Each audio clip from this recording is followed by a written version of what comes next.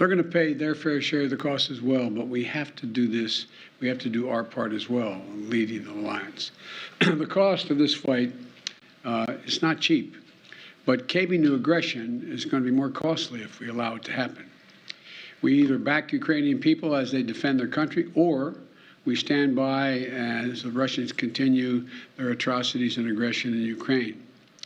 Every day the Ukrainians pay for the price, and the price they pay is with their lives for this fight. So we need to contribute arms, funding, ammunition, and the economic support to make their courage and sacrifice have purpose so they can continue this fight and do what they're doing. It's critical this funding gets approved and approved as quickly as possible. You know, long before Russia launched its brutal invasion, I made clear how the United States would respond. Predicted they would invade, and they surely did. We said we'd not send U.S. troops to fight Russian troops in Ukraine, but we would provide robust military assistance and try to unify the Western world against Russia's aggression. I said I would impose powerful sanctions on Russia, and that we destroy this myth that somehow they can continue to move without the rest of the world acting. That we deploy additional forces to defend NATO territories, particularly in the east along the Russian and Belarus borders. That's exactly what we said we would do, and we did. But despite the disturbing rhetoric coming out of the Kremlin, the facts are plain for everybody to see. We're not attacking Russia. We're helping Ukraine defend itself against Russian aggression. And just as Putin chose to launch this brutal invasion, he could make the choice to end this brutal invasion. Russia is the aggressor. No ifs, ands, or buts about it. Russia is the aggressor, and the world must and will hold Russia accountable. Russia's continued assault is yielding immense human cost. We've seen them leave behind horrifying evidence of their atrocities and war crimes in the areas they try to control. And as long as the assaults and atrocities continue, we're going to continue to supply military assistance. And I might note parenthetically, you know, there's a dinner this weekend, Celebrate the Press. Think of what the American press has done. The courage it's taken to stay in these war zones. The courage it's taken to report every single day. I've always had respect for the press, but I can't tell you how much respect I have watching them in these zones where they're under fire, risking their own lives to make sure the world hears the truth.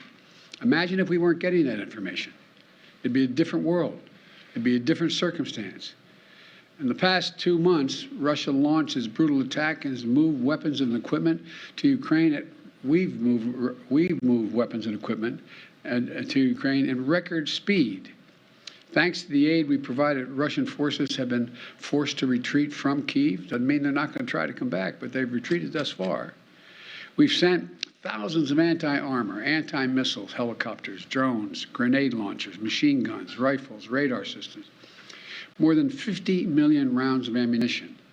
The United States alone has provided 10 anti-armor systems for every Russian tank that is in Ukraine, 10 to 1.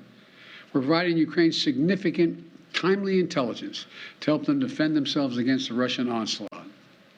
And we're facilitating a significant flow of weapons and systems to Ukraine from our allies and partners around the world, including tanks, artillery, and other weapons. That support is moving with unprecedented speed. Much of the new equipment we've announced in the past 2 weeks has already gotten to Ukraine, where it can be put to direct use on the battlefield.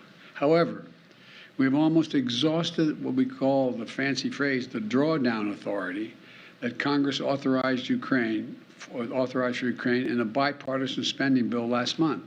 Basically, we're out of money. And so that's why today, in order to sustain Ukraine as it continues to fight, I'm sending Congress a supplemental budget request. It's going to keep weapons and ammunition flowing without interruption to the brave Ukrainian fighters and continue delivering economic and humanitarian assistance to the Ukrainian people. This so-called supplemental funding addresses the needs of the Ukrainian military during the critical weeks and months ahead. And it begins the transition to longer-term security assistance that's going to help Ukraine deter and continue to defend against Russian aggression. This assistance would provide even more artillery, armored vehicles, anti-armored systems, anti-air capabilities that have been used so effectively thus far in the battlefield by the Ukrainian warriors.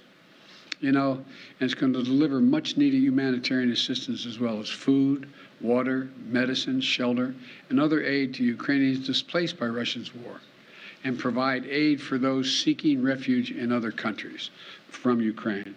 It's also going to help schools and hospitals open. It's going to allow pensions and social support to be paid to the Ukrainian people so they have something in their pocket. It's also going to provide critical resources to address food shortages around the globe. Ukraine was one of the world's largest agricultural producers. It typically grows 10% of all the wheat that's shipped around the world. Putin has asserted sanctions are blocking food from Ukraine and Russia getting on the market, the sanctions we've imposed on Russia. Simply not true. Putin's war, not sanctions, are impacting the harvest of food and disrupting the movement of that food by land and sea to nations around the globe that need it. This funding is going to help ease rising food prices at home as well and abroad, caused by Russia's war in Ukraine. It's going to help support American farmers produce more crops like wheat and oilseed, which is good for rural America, good for the American consumer, and good for the world. And this supplemental request will use the Defense Production Act to expand domestic production and the reserve of critical materials like nickel and lithium that have been disrupted by Putin's war in Ukraine and that are necessary to make everything from defense systems to automobiles. And I hope Congress will move on this funding quickly. I believe they will. I want to thank Congress, Democrats and Republicans, for their support of the people of Ukraine. And next week, I will be in Alabama to visit Lockheed Martin plant that manufactures the Javelin anti-tank missile we've been sending to Ukraine, and to thank the American workers, thank them for producing the weapons that help stop Russia's advances in Ukrainian cities like Kyiv. Their hard work has played a critical role in ensuring Putin's strategic failure in Ukraine, and they should know that we know it. In addition to this supplemental funding, I'm also sending to Congress a comprehensive package that will enhance our underlying effort to accommodate the Russian oligarchs and make sure we take their ill-begotten gains. We're going to accommodate them.